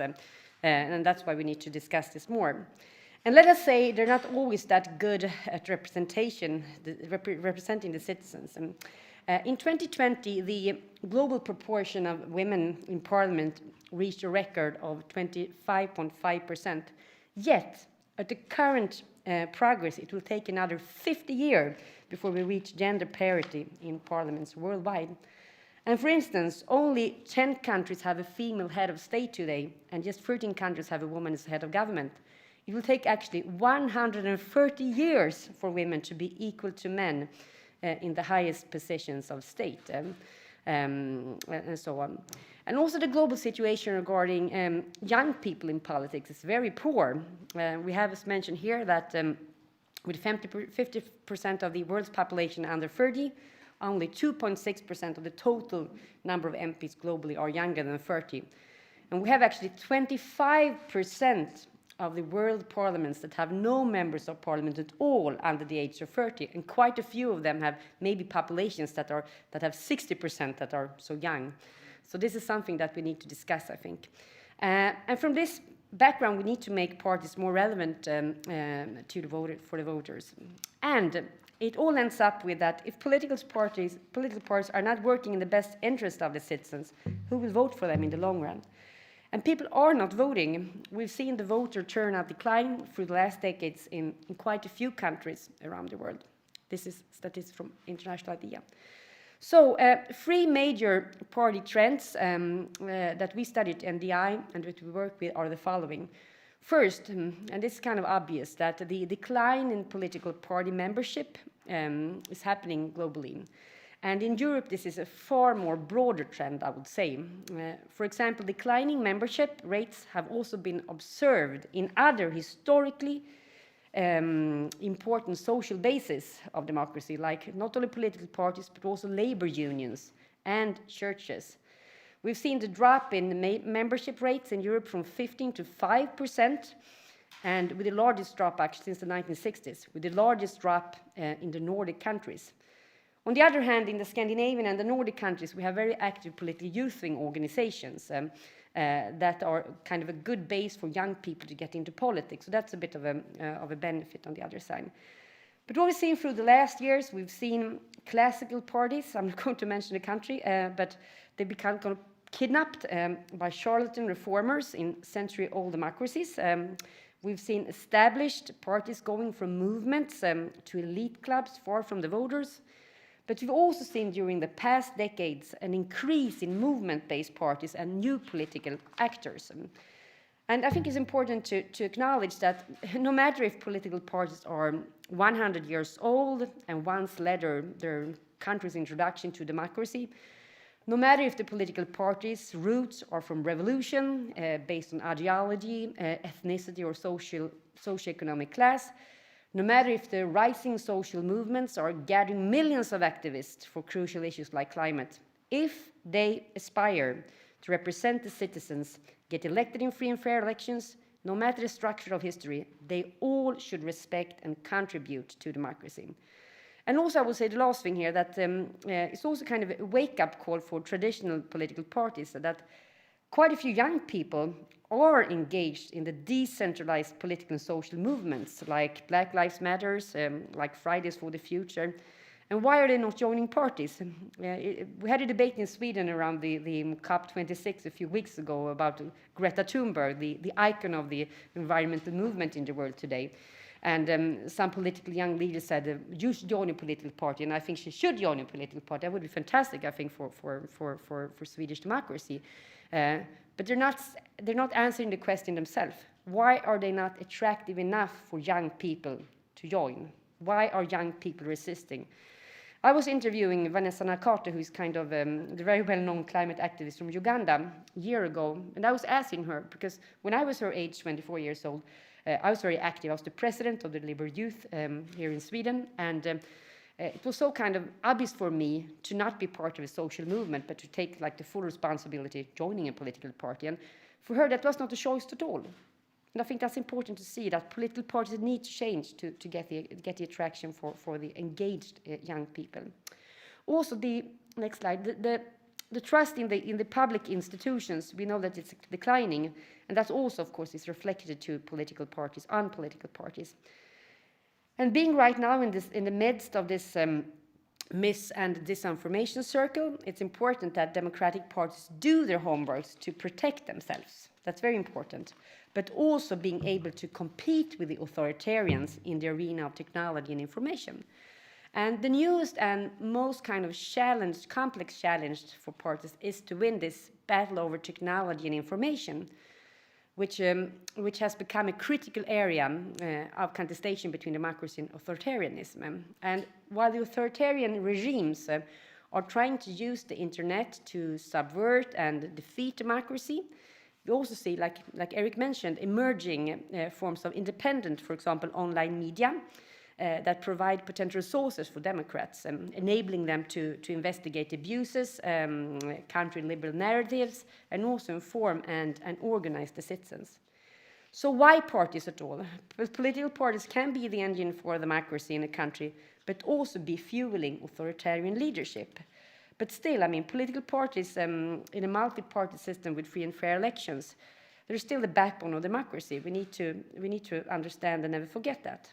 And it's still the best way for citizens to partake in democracy, promoting inclusion, plurality, competition of ideas. But there is room for improvement and also great possibilities for values-based political parties to defend democracy in our time. And to defend democracy and countering malign authoritarian influence in the world, we need to strengthen the unity among Democrats. We need to win with democratic allies. Right now, democratic allies, they might have different opinions on everything from health issues, economy, and so on, but we need to build strong relations between different political parties worldwide to defend democracy. And today there are kind of few spaces for political parties and networks to collaborate in this kind of cross-ideological and transnational manner. So that's something that we work a lot on NDI with the party internationals globally to connect them. If you want to solve future and current pandemics, if you want to defend democracy, if you want to work on issues like climate change, you need to join. You need to work together and maybe to make multilateralism also great again.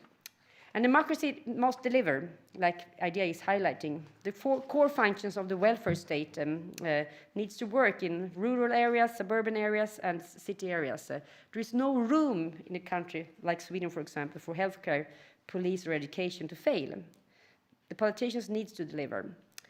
And also to win with accountability and integrity. And if parties are not acting themselves with an ethical, transparent behavior, why would the voters trust them to run the country or the city with great responsibility? And inclusion.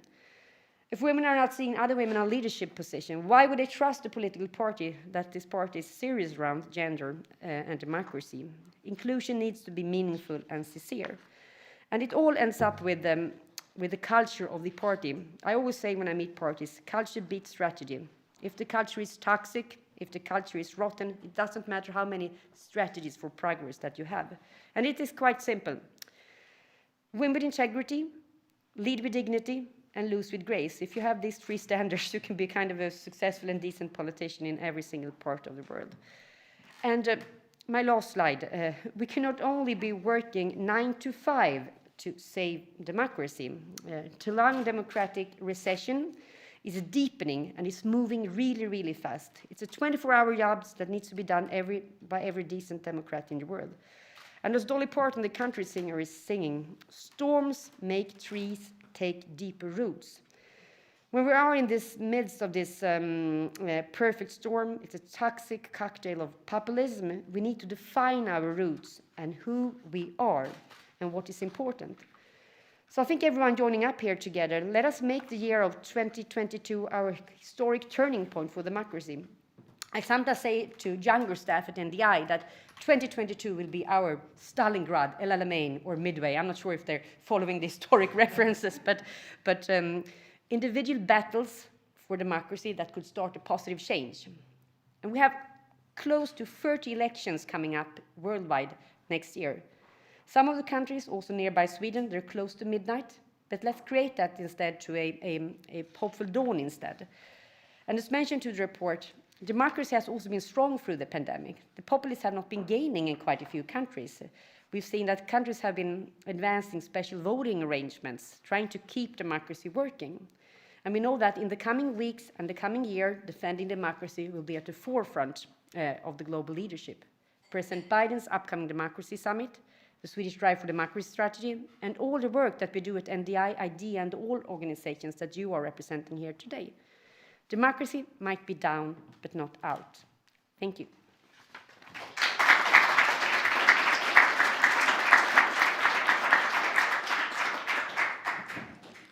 Thank you very much, dear Birgitta, for those inspiring words. And in addition to Dolly Parton, and also to connect to that question made from Mexico on YouTube, remember that it is always darker before the dawn.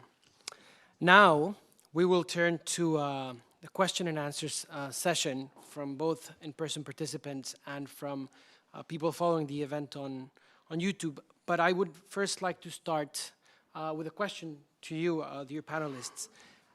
As activists involved in the support and the fight for democracy, what is your opinion, what is your take on the Global State of Democracy report, and more specifically on its policy recommendations? So if you would like to start, Benedicte. Okay. Well, first I want to say that it's a very ambitious report and extremely impressive of the study of the health of democracy in 165 countries. Having said that, and going to your recommendations, I think that I would like to focus on three recommendations that you have. You talk a lot about this, renewal of social contract. And I think here we deal with the issue of trust. And I think this is now essential. I mean, we see that there is a lack of trust, and even Birgitta talked about that, towards political parties, elected representatives. And this is something that needs to be rebuilt. And you have different recommendations on that, and I won't go into them, but I think that this is a major issue. Then the way also you talk about tackling inequalities, and I talked about that when I spoke about the rise of populism, because I think inequalities now is a major issue when it comes to democracy, and we need to find ways to tackle it. And then, of course, that we've all spoken about, the role of civil society, of media, and not the least what you mentioned in your report, the role of education. And I mean, I gave the example of what happens in Hungary when it comes to LGBTIQ issues. And I think that, you know, if we from school, from the very start, we give certain, you know, we give the idea of certain values, democratic values, what it means, what it, and I think this is essential. So I know that you have, all your recommendations are extremely interesting, but for me, I would say that I would really focus on those three ones. But if I can just say one more thing, not recommendation, but I'm so happy that you talked about the resilience of democracy, because I think there is resilience in democracy, and this is taking place. And also the way you put a focus on what has happened in so many countries now, the pro-democratic movements in authoritarian and hybrid countries. We've seen it, as you mentioned in your report, in Belarus, in Cuba, in Myanmar, in Hong Kong. And I think this is so important. I mean, we at Civil Rights Defenders, we work with these people, and we support them. And I think these are I mean, we don't know when change is going to happen, and it was all said change might take time, but these are the actors of change. And it's important, and I'm very happy that you give this focus on your report on what has happened in these countries, because they need our support, and they will bring change. It might take time, but they will bring change. And maybe, 2022 might be our Stalingrad or our Midway. Good references. Erik, I'll leave it to you to answer this question about recommendations. Yes, I agree with Benedicte, of course, but I would like to say that, as I already mentioned, that the report is very, it's parallel with our index, of course, the findings, but your report, of course, is much more ambitious and more ambitious, as you say. But one important thing is that I give lots of lectures and talk about our index and press freedom, and I often get the question, but how does this correspond with the democracy level, or how the democracy development? And next time I can just bring this. I will bring this every time, and I say you can read this also. So I think it's a very good document, a tool for this. And I would like to focus on one of your the takes that you have. The deliver. You talked about the social contract, and I also mentioned this. How civil society and media in many countries where there is a fight for democracy or a challenge for democracy, they need to be able to work together, and they need the support of strong democratic countries, I think, from outside. So we need to be able, from countries like Sweden or other countries, to support these actors and help them to take this struggle. And with this comes education, as you mentioned. It's very important. I usually say to Swedish students that you all are publishers. I don't have my phone here, but I also show their phones, and I say, this is your printing press. You all print papers every day, but do you check your sources? Do you check where they comes from, the material? Do you check your values? And these are things that you need to learn in school.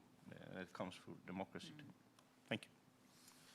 Thank you, dear Erik. Birgitta, please. What I really appreciate is that you have this truly kind of global approach. Very often when we do these reports, we tend to concentrate only on the worst countries, and I mean, this is a global fight that we need to take together. And also from the maybe from the American point of view, I mean, we could see when we had some media connected to the report in the beginning of this week was kind of the focus, and I think that's also important to share that this is a global approach, and I really appreciate that. And also, I might also end up with the delivery focus here, but connect that to hope, because I mean it's very important, I think, through this report to be really strong on the problems that we have and the challenges, and they are huge. They are huge in almost every single country in the world, but also to have like a more optimistic. It's not too late. It might be close to midnight in some countries, but we have a dawn coming. And that I think is extremely important, because right now, so many people we have a lot of fatigue in the world because of the pandemic. We have a lot of fatigue out of a variety of reasons. And I think what people need to feel, especially the people that are fighting the most to defend democracy, is that they are part of a global movement. And I think that's something that we could create together. We had a year ago the big kind of call for democracy. That idea was one of the leaders of the Defend Democracy. And I think to create such more initiatives and do more things together. And yes, finally on parties, some of the conversations that I had with political parties 5 years ago, they were not into doing things with other ideologies, I have to say, on a global level. But right now, I mean, conservatives from Europe are reaching out to me, socialists from Asia are reaching out to me, and we have a very kind of vivid dialogue on how to defend democracy. They will never be able to cooperate on economy or so on because they have totally different views, but they understand that we need to build this kind of strong alliance for democracy. And that's a new thing that I think is so important to just fuel and work on. Thank you very much. I agree. Authoritarians share recipes and strategies. Why shouldn't we, right? On that, I'll turn to you to ask any questions, either on the report or on the panel discussion. So please, my colleague there will, yeah. Thank you. Thank you. I realized I didn't mention who I was when I lost my last question. So I'm spokesperson of Roald Wallenberg Academy, and I'm also partner of an EU project that's looking at the future of democracy in the EU. It's called LIFT. And I have a question for Birgitta. You mentioned what the parties should do to increase participation and engagement. And what I see is the need for inclusivity, because the members are so few. And I think Taiwan is an extremely good example of how the government has worked with inclusivity. And I like your recommendations a lot, but I don't see a lot of evidence of them. Do you see that happening, that parties are actually engaging more on the internet or with new tools for deliberation to engage people? A very good question, and I think that we maybe it's not as much as they should, but I can just, we have a program at NDI that's called Win with Integrity that we've been running for just 2 years, and so we've been working in countries like Colombia, North Macedonia, and now we're working in Cote d'Ivoire, for example. And I've been quite astonished being part of this session that how many times this has led to party reforms. For example, parties in Colombia, I think it was a few of the parties that attended, and that's parties that are part of parliament and well represented. They did like 10 party reforms each inside the party to be more inclusive, to open up, to use new tools, to kind of so. And being part of this session, they've been kind of reflective, because we're also inviting civil society organizations to be part of the sessions, criticizing. So you have a very vivid dialogue, for example, between a LGBTQI group and political parties or women's rights groups and so on. So I think also parties, they see the need to change, because otherwise they're not getting voters, and especially not the young ones. So I think we need to do more, but we can see examples of that, and Taiwan is very interesting, and also next year we will also have the World Movement for Democracy will have their big event actually in Taiwan, so that's also something to look forward to. Thank you. I'll take a question from that gentleman, and then I'll take one from YouTube. Thank you. Well, I have a question. Örjan Berner used to be ambassador in various places. I have a question regarding the report. When you are talking about the various trends towards authoritarianism, are you discussing the reasons? That is to say, I'm thinking particularly about the elephant in the room, China. The fact that the authoritarian model has worked so well, in economic terms at least, in China, of course, has had a tremendous impression or effect on a number of countries, added to which, of course, you also have the political pressure exercised by China on various countries, and the help given to authoritarian regimes. Is that being discussed in the report, or do you sort of limit yourself to the actual facts? No.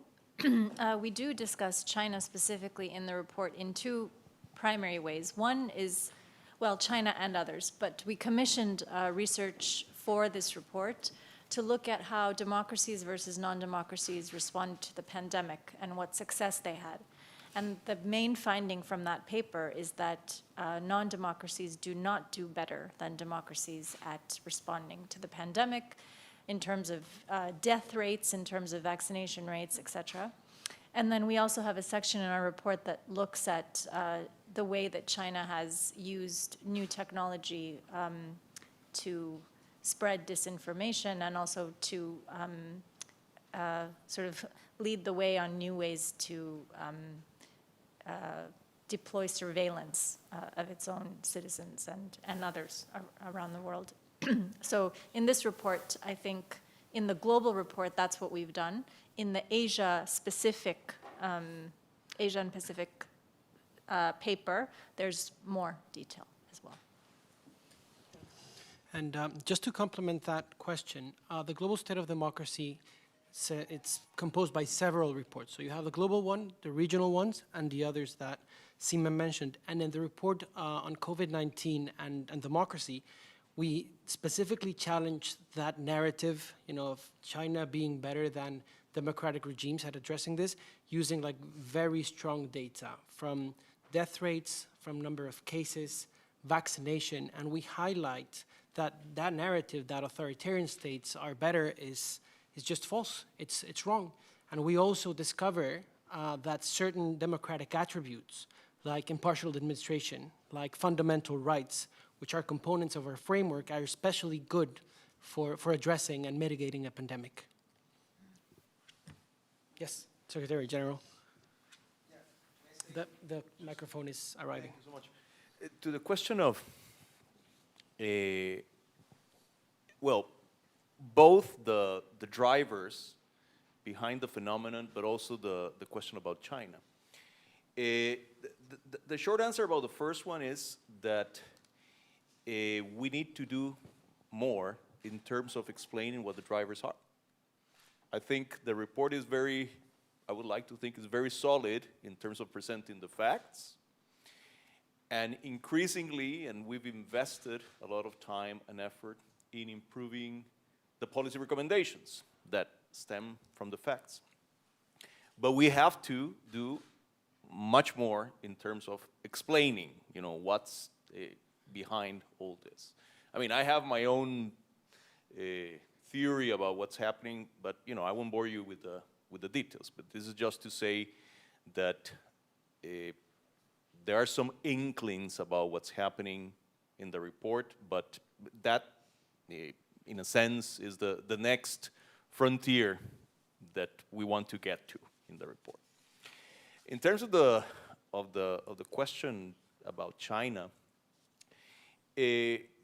one of the things I have the impression that we have to do a much better job on in terms of educating people is that one has to be careful when using China as a proxy for authoritarian systems writ large. Because China is a very specific case. And one aspect that I always use to highlight the weaknesses of authoritarian systems is that it's to some extent a matter of luck. I mean, in a democracy, you know for a fact that you will be able to throw the rascals out in 4 or 5 years if you don't agree with that. In an authoritarian system, you're playing the roulette. You might be very lucky and end up with Lee Kuan Yew running the show, but you may also end up with Idi Amin without any opportunity to leave the room. So this is just to highlight that one of the crucial advantages of democracy is its capacity to correct the direction of public policies. And hence, whatever happens in China, democracy would always have a structural advantage because of its capacity to self-correct. And I don't think we do enough to highlight that.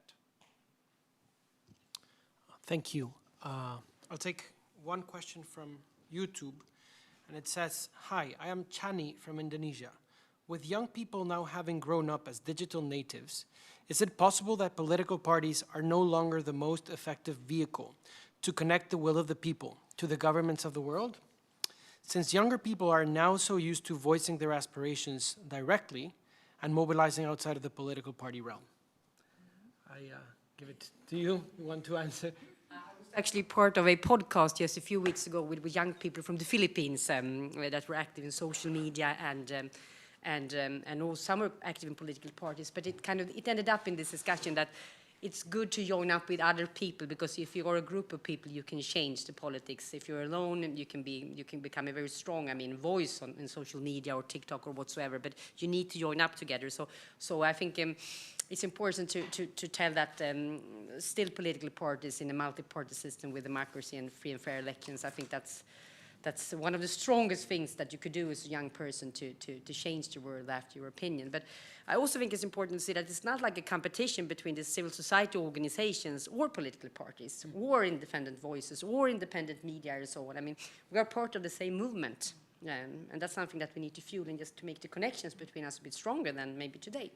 And to just add to Ambassador Berner's question earlier, what is also interesting with China right now is that we also have this system of the alliances of the bad guys. China is very active right now when it comes to connecting around the world different parties and others. They've been that before, but now it's much more formalized. And that's something to see. And that's why we need to join the good guys, the decent Democrats, to create similar connections and systems. Thank you. Question from the room? Oh, I thought I saw a hand. Okay. There's another one on YouTube, and the question is, what would you say are the main policy recommendations, the top 3 of the report? If you had to choose. I would just reiterate the 3 building blocks: deliver, rebuild, and prevent. I'm hesitant to rank any of them because I think they're all interconnected. And you can't do one well without doing all of them. You can't isolate corruption from inequality, for instance.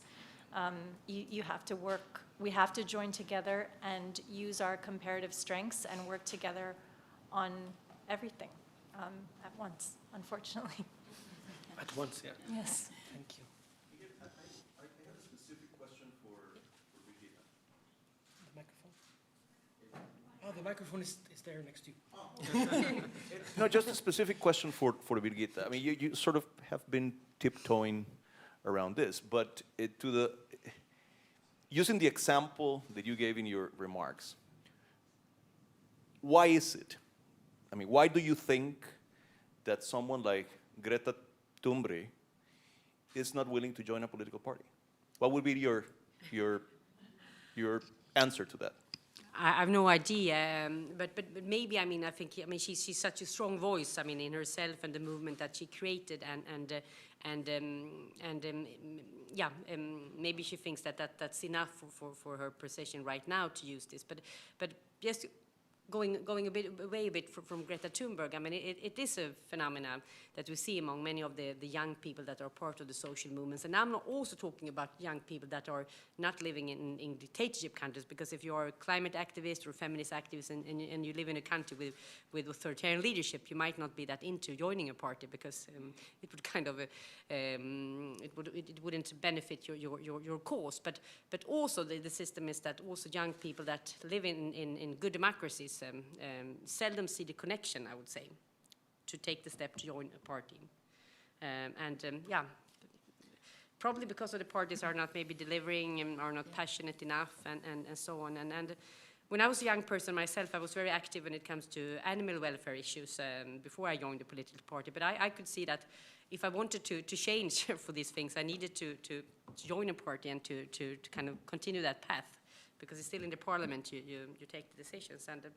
And I had just one thing when I was young. I hated to, when I went to the circus, to see elephants on circus. I thought that was really sad for the elephants. So I had that opinion when I was like 5 years old. I became member of parliament. Every year I passed my petition. And when I left parliament in 2018, that became a Swedish law. So you need to have this resilience. It's like running a marathon. So it took me 30 years, but whatever. Thank you. Global questions are rarely really handled by political parties, and global questions are maybe the thing that Birgitta Thunberg is most engaged in.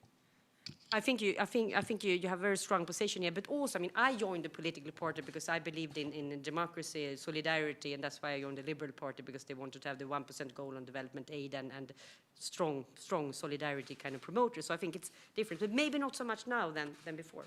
So. Look, I mean, but I also have the impression, that if you are in a political party and you do your things through representative institutions, you have to make compromises, inevitably, whereas single issue movements allow you to preserve your purity. Absolutely. That's the big difference. Yeah. I have another question from YouTube, and I will ask this to Erik and Benedicte. What can actually be done by civil society groups to help countries experiencing democratic backsliding to change course and rebuild democracy? Benedicte. Yeah, well, I mean, first of all, I think that we need to support, as I mentioned earlier, the human rights defenders who are active in these countries and who work for democracy. So I think that is one thing. I mean, to give them an active support, and there are many ways of doing that.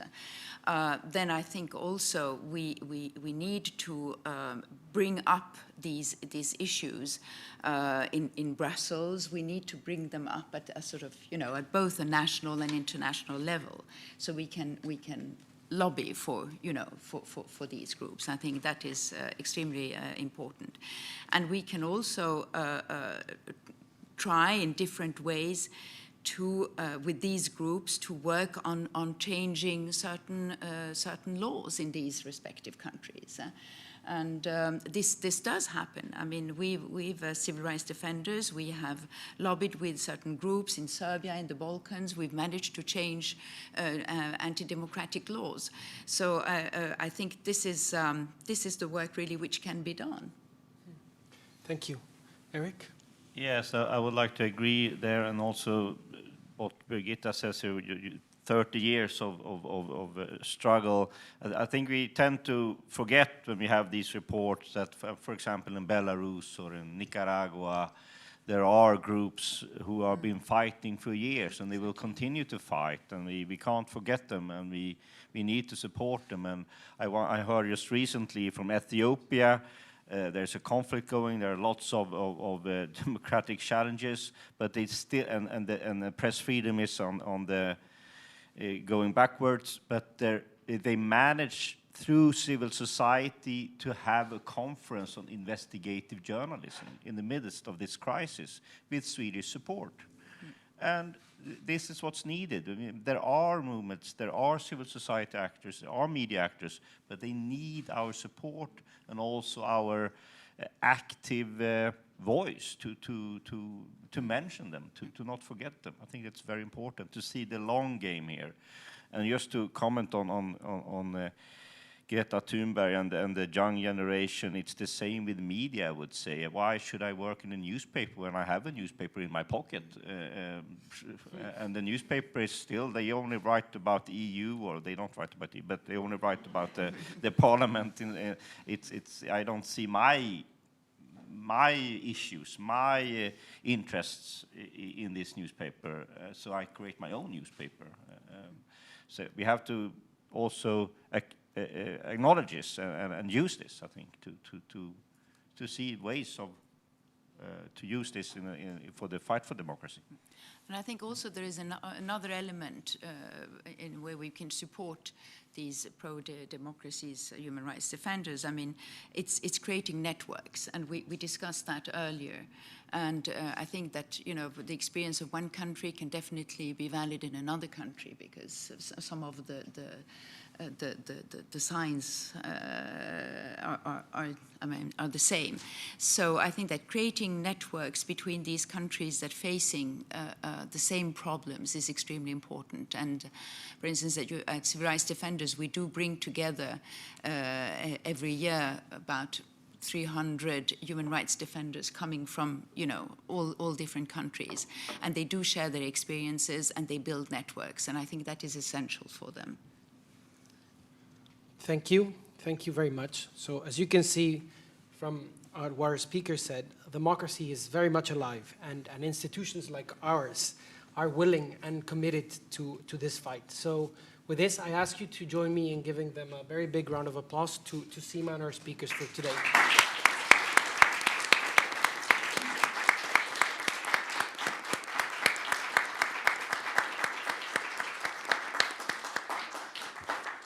And with that positive note, I invite you for some refreshments at the back part of the room.